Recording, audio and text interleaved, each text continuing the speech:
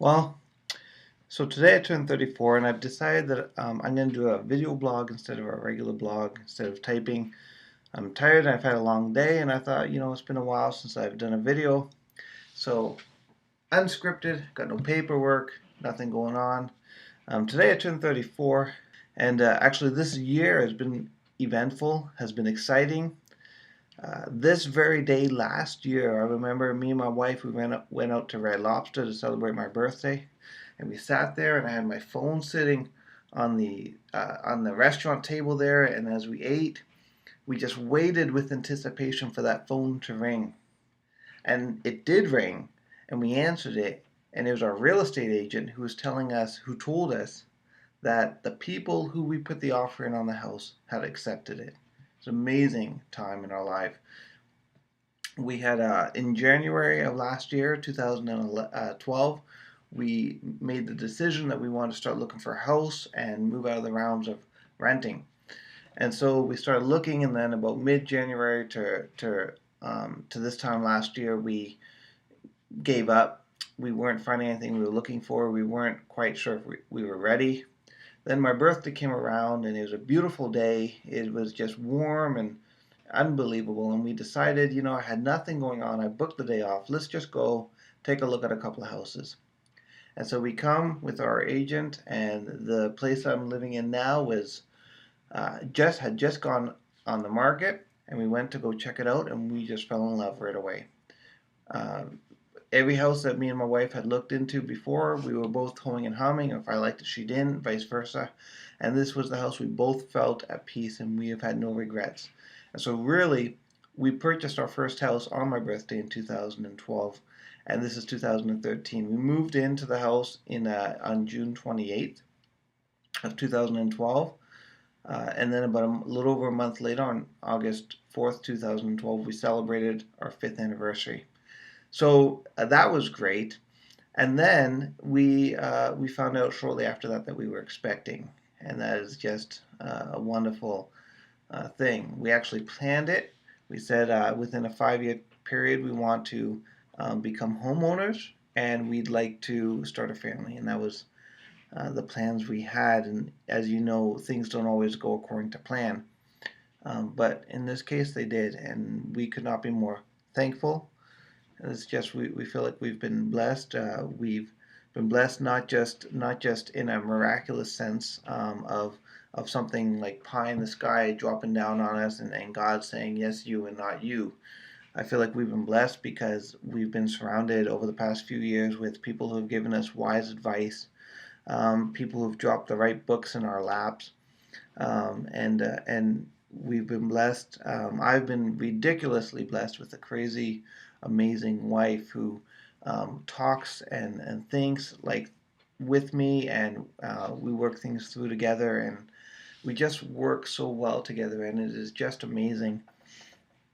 And we've been blessed through trial and error, of course. But when you're young and maybe you don't look at the future properly, or maybe you haven't had the right training, and we had no money management when we got married, and we feel like the Lord's just had His grace and mercy upon us, and He's helped us to wisen up and to listen to sound advice and to heed it. And things have not been perfect. Things will continue to not be perfect as we stumble and aim for the future.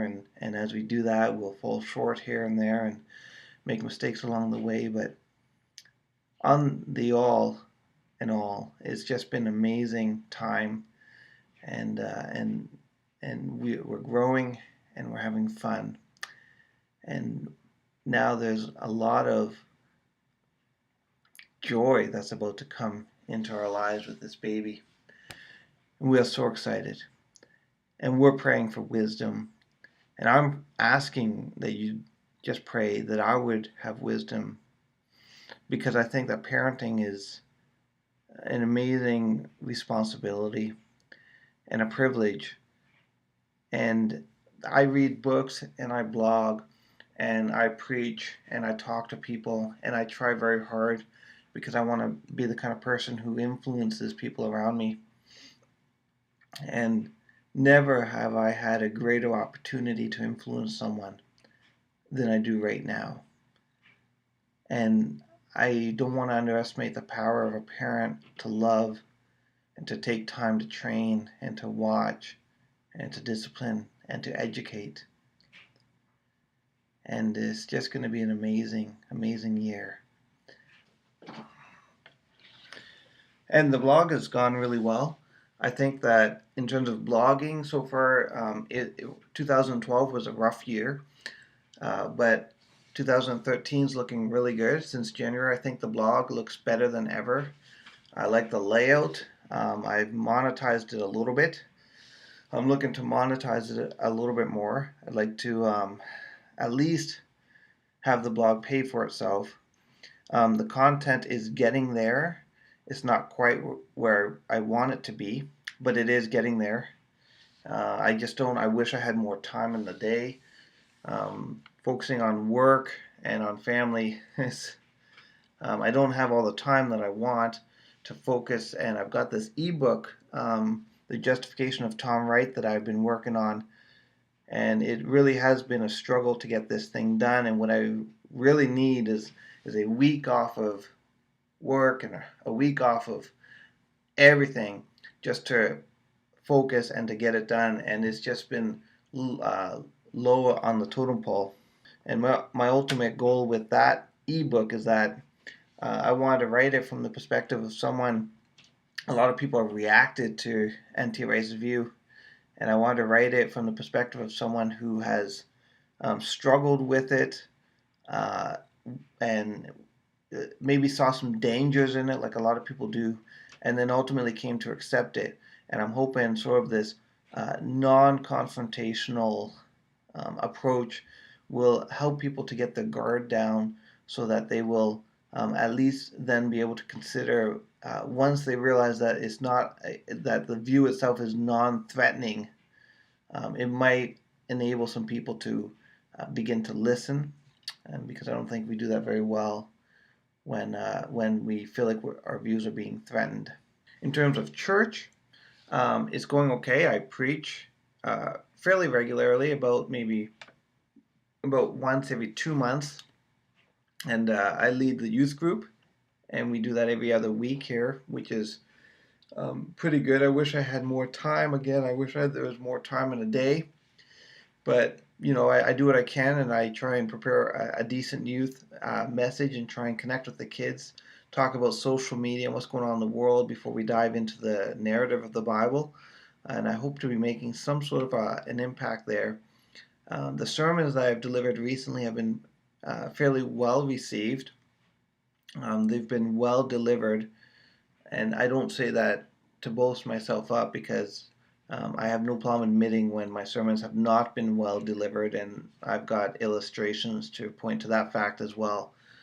I'm asked actually to deliver a sermon in about 2 weeks, 2 or 3 weeks now, and I'm not quite sure what I'm going to speak on. A part of me wanted to originally talk about how to study the Bible, almost make it like a Bible study on how to study the Bible.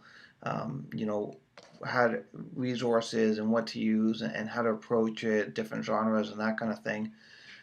Because I think that's really important. When I've read recently statistics and comments about how illiterate the church is, and I read something on the Barna Institute of research that was talking about this, and they analyze born again Christians, evangelicals, who of course hold the Bible up in high esteem, who also happen to not be very biblically literate, that they more or less open the Bible and they read a passage, and if it feels good to them, then they might accept it, and if it doesn't feel good to them, or if they don't understand it, then they pass over it as irrelevant. And so to me that's a bit of a concern. So I wanted to take that route, but then it occurred to me that the sermon I'll be delivering will be about 2 weeks before Easter. And I thought, well, maybe here is an opportunity to come up with some sort of an Easter related message, a theme, maybe a Lenten theme, in fact. So I'm not quite sure what I'll be delivering on, but church has been going fairly well. Recently, I am on the board of my church, and we recently we had to uh, partake in a very unpleasant act, one that makes me question whether or not I want to be on the board of a church. It's just one of those tough decisions that impacts not just your life, but the lives, in fact, not your life so much as the lives of other people, and it's a heavy burden to carry. It makes you wonder if should you be on the board. It makes me wonder, am I prepared for that kind of heavy responsibility? But everything's going well. I do continue to carry uh, my local minister's license, something that the Nazarene Church issues to someone who it believes is pursuing ministry. But I'm not convinced that that's the route I want to go. And even though I've had this license for this local minister's license for 2, maybe a little bit longer years, I'm not. I haven't done anything actively to pursue it. Again, with all my work, responsibilities, family life, and everything that's taking place. But more than that, I'm not quite sure that that's where I'm supposed to be, uh, doing ministry in church. But we shall see. You never know what the future holds. Okay, so that's about it. Happy birthday to me. I am 34 years old, and I'm hoping for a long and at least a joyful future. Joy is the my word for 2013. And so let's, as I expect a little bambino or a little bambinette, or I don't know how you'd say that, little boy or little girl coming into this world, I am expecting a very joyful year. Would you pray for the little one we have on the way? That would be much appreciated, that our child would be born healthy and strong. Thank you very much for watching, and until next time.